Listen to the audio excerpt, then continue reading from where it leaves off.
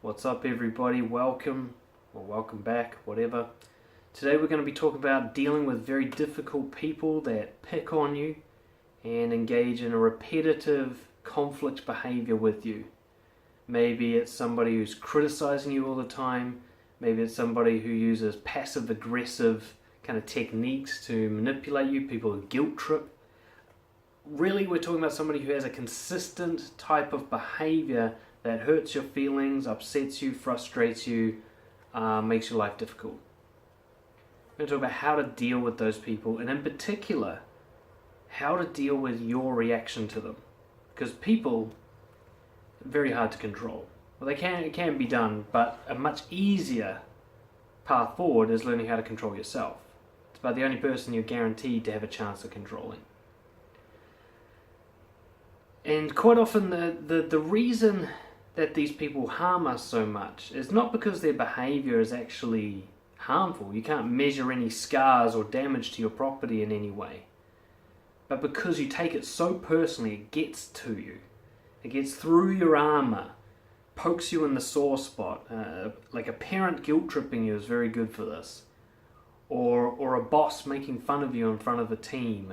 These little things that it's very hard, you feel like thin-skinned about. You instantly react. And yet this person is either unaware that they cause harm, or they're malicious, they like doing this. What I want to point out is one of the reasons that this hurts and upsets you so much is because you think that they mean to do it, isn't it? I want you to just think about this for a second. I want you to think about someone whom you wouldn't hold to account for their behavior. Like a small infant, a child under the age of 3. Someone who's severely mentally disabled, perhaps. Someone who's drunk. There'll be times when, and this will be subjective to each of you, where if somebody said something, you wouldn't take them seriously because of what you think they are. And in particular, I want to focus on the example of someone who's mentally disordered, because that's the one that most of us can get on board with. Some of us still take drunk people personally. A few of us will even take something a child says personally and get hurt by it. But most of us, when we know someone is severely mentally disordered, like they have dementia or schizophrenia or whatever, we kind of give them a pass. If they say something, we take it with a grain of salt because we don't hold them to account for saying that thing. So for example, if someone has dementia, you've known them all your life, they've been a lovely person. It's horrible, I've had family members go through it. And they just start losing their personality and they start saying really fucked up things. But you don't take it personally, even though sometimes it bothers you a bit, the things they say, it shocks you that it comes out of their mouth, but look, this isn't really them. This isn't really them saying it. And because you believe that, it doesn't hurt you. Have you noticed that? You might feel really rejected when an adult doesn't want to talk to you. But when a 2-year-old ignores you and plays with their toys, you don't take it personally. Because you're like, they're just a kid. They're distracted easily. You've got a different story for people, and that story will determine whether or not you're hurt by their actions. You notice that? Like you might have a friend, like if they said something really nasty to you, you'd be deeply offended and hurt. But if they were drunk and on drugs, and then they said that same thing to you, you'd just be like, oh, God, when you get on one, Jesus, you're a mess. And you wouldn't take it personally. You would attribute it to the drugs or the alcohol and not to their personality. Now, I just want you to notice that weird effect. You have to find your own example, because everyone's different here, and I don't know who I'm talking to. But come up with an example in your head right now of when you would excuse somebody's behavior, no matter how harmful that behavior would be if they were someone else. So behavior that would usually hurt your feelings, when do you excuse such behavior? When are you going like, oh, well, it's okay that they're doing it this time because X, Y, and Z. I'm not hurt by it this time because of X, right? I want you to just notice that the way you frame somebody, who you decide they are in that moment, determines whether or not you're hurt by what they say. Just notice that.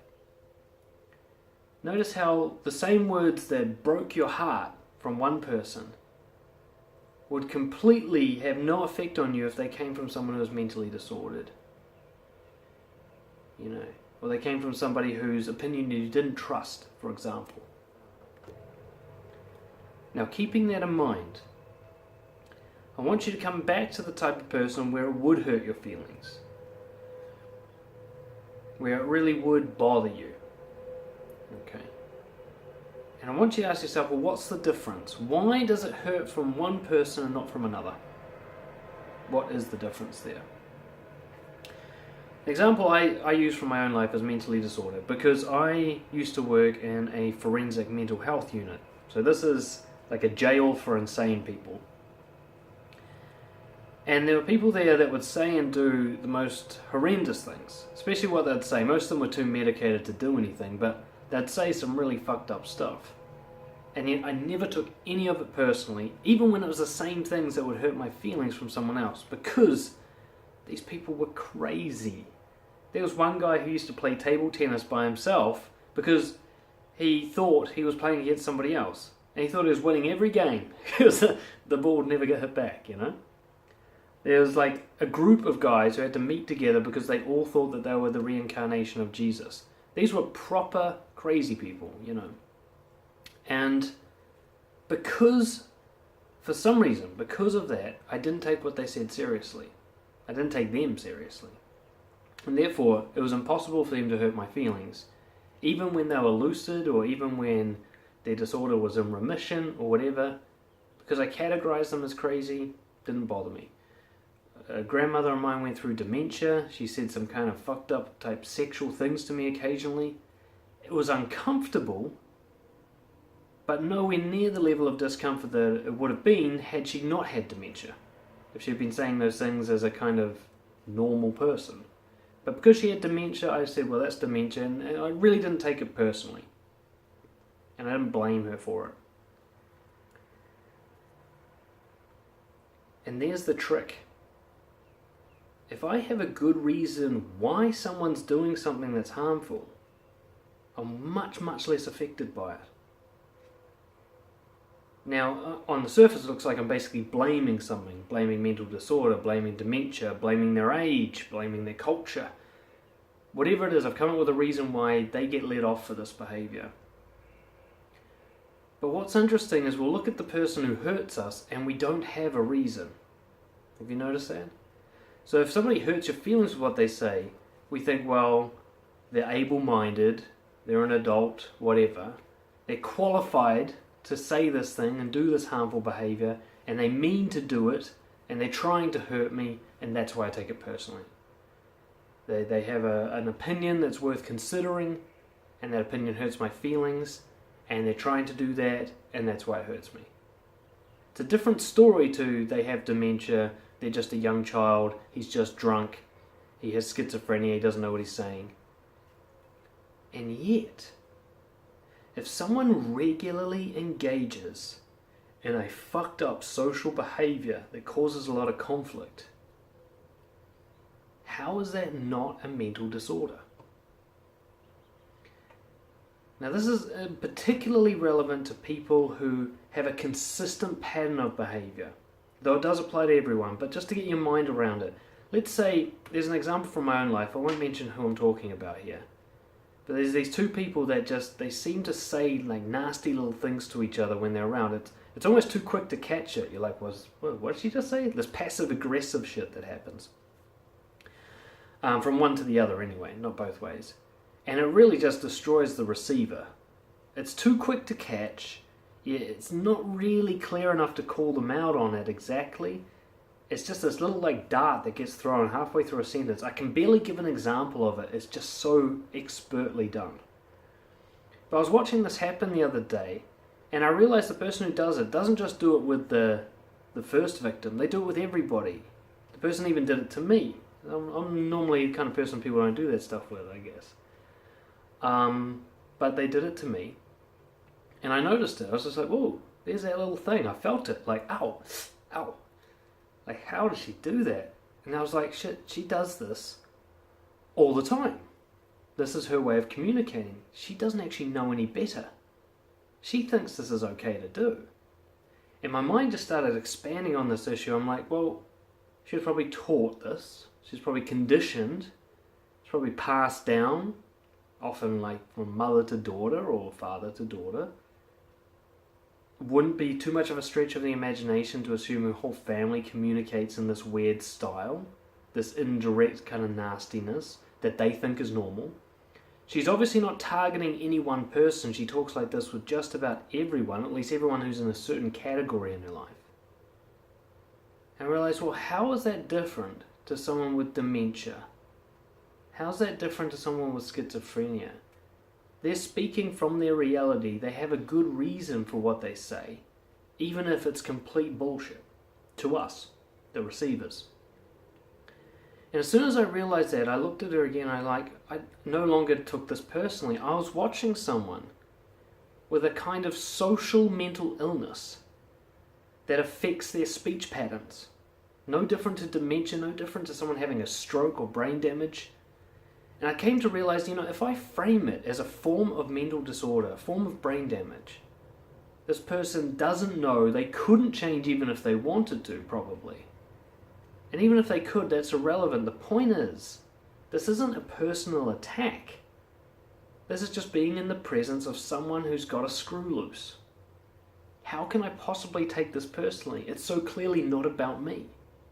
I'm not going to take what the dementia person says about me because that's about dementia. I'm not going to take what the schizophrenic person says to me seriously because they have schizophrenia. I'm not going to take what the 2-year-old says seriously because they're just a little kid. And yet I'm going to take this person seriously when they clearly have some sort of problem. That's really, it might not have a label and they might be high functioning in society, but they've obviously got a problem. I want you guys to spend the next week or so. There'll be someone in your life who fits the description. Like they guilt trip you perhaps, or they're passive aggressive, or they play like the victim all the time. There's something that just really gets to you and manipulates you, controls you, hurts your feelings. I want you to just take a whole new view of them, like from scratch, and think, what if they have some sort of undiagnosed, socially related mental disorder? Right? There's something in their brain where they don't realize they're doing a bad thing. In fact, they think they're doing a good thing, or they're totally unaware that this thing's even happening. Think of it as a form of dementia. And then just observe it. Just detach yourself from it being personal in your mind and just go, let's just watch it happen. Watch your mum throw the guilt around as if there's no other way to communicate her needs. Watch your partner hint aggressively at what they want rather than telling you directly, and look at, well, maybe they're afraid of stating it directly and they don't even realize that this fear controls them. That person who criticizes you and makes you feel bad, think, fuck, maybe they have a disorder where they think that actually helps me, where they think they're a good person, a helpful person for doing that. Maybe they actually get a rewarding feeling inside themselves for doing that. And maybe they don't have facial recognition technology in their brain. They don't see that it hurts my feelings. Maybe they're that delusional. Because the truth is, that's what's happening. There's a Stoic quote. I think it's Marcus Aurelius, or maybe it's Seneca. And I'm going to paraphrase it here. Which is that, essentially, nobody intentionally does something bad. They're just ignorant. It's a Stoic view on life, and the idea being that if someone does something that hurts you, a shitty piece of behaviour, it's not because they're trying to hurt you. It's because they think they're doing the right thing. They're just ignorant. They're not aware of what a better way of doing things are. And that is so true with someone with consistently shitty social practices. They just don't know better. They may never be able to know better. They may be incapable of learning how to change, but you can change your reaction to it. You're the one who takes it personally. You're the one who tells yourself a big story about how it's real and truthful and their opinion matters. You're the one that fails to see that this is a pattern of behavior that they seem either unaware of or incapable of changing. You're making it about you when it's really about them. Hope that helps. Send your thoughts and questions through to dan@brojo.co.nz. Subscribe to the YouTube channel. Share it around. Go do some gardening, wash the dishes, whatever the fuck you want. I'll see you next time.